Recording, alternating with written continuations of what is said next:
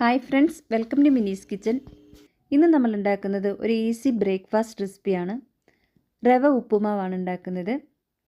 അപ്പോൾ നമ്മൾ സാധാരണ തരിതരിയായി ഉണ്ടാക്കുന്ന ഉപ്പുമാവിൽ നിന്നും വ്യത്യസ്തമായിട്ടുള്ള ഒരു രീതിയിലാണ് ഈ ഉപ്പുമാവ് ഉണ്ടാക്കിയിരിക്കുന്നത്. അപ്പോൾ നമുക്കിത് എങ്ങനെയാണ് ഉണ്ടാക്കുന്നതെന്ന് നോക്കാം. നമുക്ക് ആദ്യം റവയൊന്ന് വറുത്തെടുക്കണം.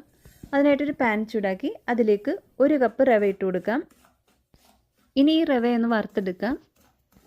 ഒരു 4-5 മിനിറ്റ് തുടർച്ചയായിട്ട് ഇതുപോലെ ഒന്ന് ഇളക്കി കൊടുത്ത് നമുക്കിത് വറുത്തെടുക്കാം. ഇപ്പോൾ ഇത് റെഡി ആയിട്ടുണ്ട്. നമുക്ക് ഫ്ലെയിം ഓഫ് ചെയ്യാം. നമുക്കിനി ഇത് വേറൊരു പ്ലേറ്റിലേക്ക് മാറ്റാം. ഇനി ഇത് മാറ്റി വെക്കാം. ഇനി വീണ്ടും പാൻ ചൂടാക്കി അതിലേക്ക് ഒരു 3 ടേബിൾ സ്പൂൺ വെളിച്ചെണ്ണ ഒഴിച്ചു കൊടുക്കാം. എണ്ണ ചൂടായി വരുമ്പോൾ 1/2 ടീസ്പൂൺ കടുക്, 1 ടീസ്പൂൺ കടലപ്പരിപ്പ്, 1 ടീസ്പൂൺ ഉഴുന്നുപരിപ്പ് ഇത് കൂടി ചേർത്ത് ഒന്ന് മൂപ്പിച്ചെടുക്കാം. ഇപ്പോൾ ഉഴുന്നും കടലപ്പരിപ്പൊക്കെ മൂത്ത് കടുകൊക്കെ പൊട്ടി വന്നിട്ടുണ്ട്. ഇതിലേക്ക് ഒരു സവാള ചെറുതായി അരിഞ്ഞത്, ഒരു ചെറിയ കഷ്ണം ഇഞ്ചി അരിഞ്ഞത്, 2 പച്ചമുളക് ചെറുതായി അരിഞ്ഞത്, 2 വറ്റൽമുളക് ചെറുതായി മുറിച്ചത്, കുറച്ച് കറിവേപ്പില ഇവ കൂടി ഇട്ട് ഒന്ന് വഴറ്റിയെടുക്കാം. സവാള അങ്ങ് മൂത്ത് പോവുകയൊന്നും വേണ്ട, ജസ്റ്റ് ഒന്ന് വാടി വന്നാൽ മതിയാകും. അപ്പോൾ ഇത് റെഡി ആയിട്ടുണ്ട്. ഇനി ഇതിലേക്ക് 1/4 കപ്പ് ക്യാരറ്റ് അരിഞ്ഞതും 1/4 കപ്പ് ബീൻസ് അരിഞ്ഞതും കൂടി ചേർത്ത് ഒന്ന് വഴറ്റിയെടുക്കാം. 1-2 മിനിറ്റ് ഒന്ന് ഇളക്കി കൊടുത്താൽ മതിയാകും. ഇപ്പോൾ ഇത് റെഡി ആയിട്ടുണ്ട്. ഇനി ഇതിലേക്ക് കുറച്ച് കാഷ്യൂനട്ട് ചേർത്ത് കൊടുക്കാം. ഇത് ഓപ്ഷനിലാണ്, വേണമെങ്കിൽ ചേർത്ത് കൊടുത്താൽ മതിയാകും. ഇത് നമ്മൾ ഉഴുന്നും കടലപ്പരിപ്പും ചേർത്ത സമയത്ത് ചേർക്കാവുന്നതായിരുന്നു, ഞാനത് വിട്ടുപോയതാണ്. അപ്പം ഇങ്ങനെ ചേർത്താലും കുഴപ്പമൊന്നുമില്ല. ഇനി നമുക്കിതിലേക്ക് വെള്ളം ചേർത്ത് കൊടുക്കാം. ഞാനിവിടെ ഒരു 3 കപ്പ് വെള്ളമാണ് ചേർത്ത് കൊടുക്കുന്നത്. നമ്മൾ 1 കപ്പ് റവയാണ് എടുത്തത്. അപ്പം നമ്മൾ ഏത് പാത്രത്തിലാണോ റവ അളന്നത് അതേ പാത്രത്തിൽ വേണം വെള്ളവും അളന്നെടുക്കാനായിട്ട്. ഇനി ഇതിലേക്ക് ഒരു 2 ടേബിൾ സ്പൂൺ തേങ്ങ ചേർത്ത് കൊടുക്കാം. ഇനി ആവശ്യത്തിന് ഉപ്പ് ചേർത്ത് കൊടുക്കാം. ഞാനിവിടെ ഒരു 2 ടീസ്പൂൺ ഉപ്പ് ചേർത്തിട്ടുണ്ട്. എല്ലാം കൂടി ഒന്ന് നന്നായിട്ട് മിക്സ് ചെയ്യാം. ഈ സമയം ഉപ്പൊന്ന് ചെക്ക് ചെയ്ത് നോക്കണം. ഇനി ഇതൊന്ന് നന്നായിട്ട് തിളപ്പിച്ചെടുക്കാം. കണ്ടില്ലേ, ഇപ്പോൾ ഇത് തിളച്ച് വന്നിട്ടുണ്ട്. ഇനി ഇതിലേക്ക് നമ്മൾ വറുത്ത് വെച്ചിരിക്കുന്ന റവ കുറേശ്ശെയായിട്ട് ഇട്ട് കൊടുത്ത് ഇളക്കി കൊടുക്കാം.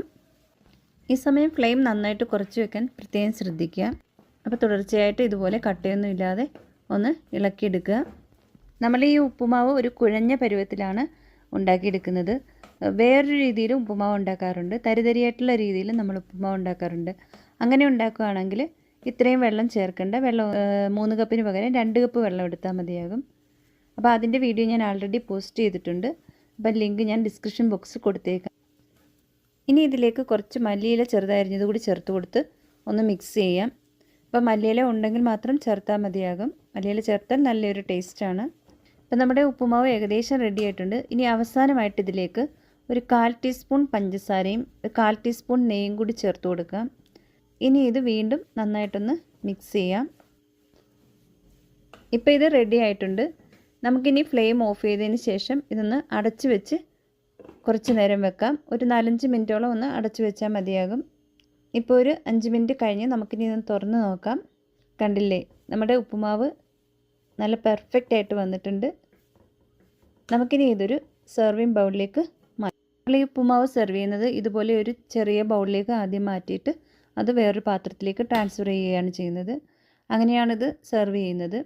ഇത് നമുക്ക് ചൂടോടുകൂടി തന്നെ കോക്കനട്ട് ചട്നിയോ അതല്ലെങ്കിൽ പഴമോ പപ്പടമോ ഒക്കെ കൂട്ടി കഴിക്കാവുന്നതാണ്.